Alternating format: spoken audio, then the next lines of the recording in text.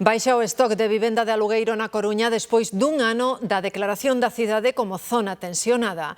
O sector cree que o sistema non funciona. Dende a plataforma polo dereito á vivenda piden máis limitacións para os pisos turísticos. Unha cidade co prezo do alugueiro limitado e cunha ordenanza municipal que regula as vivendas de uso turístico. É un problema bastante grave na Coruña. Eu sei de pisos que antes estaban a 400 euros, agora están a 800. Tanto para comprar, tanto para alquilar. Non hai.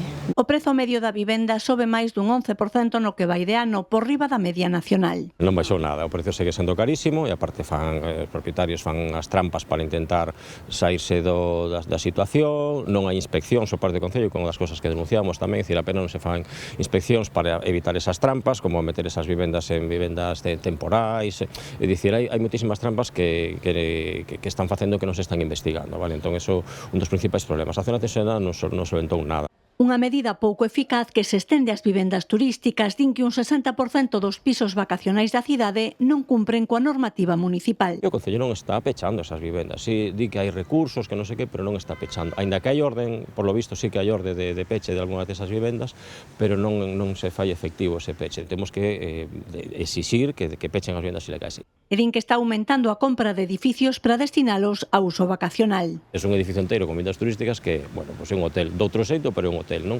Entón o Concello permite coa normativa iso. Nós o que queremos é que cambie esa normativa, que non se permita e ademais que faga unha suspensión cautelar das licencias para ese tipo de edificios. O número de pisos turísticos inscritos no Rexistro Oficial da Xunta de Galicia na Coruña é de 1.314, un 6,5% menos que hai un ano.